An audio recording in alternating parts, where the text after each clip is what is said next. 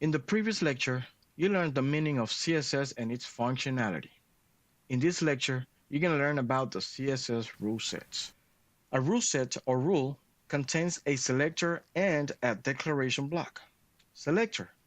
This piece of code, which in this case the P, is used to identify the HTML element or elements that need to be affected by those styles. The declaration block begins with an opening brace and ends with a closing brace. They're also known as curly brackets. Within these braces, a declaration or more are defined separated by a semicolon. A declaration consists of a property followed by a colon and the property value followed by a semicolon. The property. The property is the appearance of one or more elements that needs to be styled.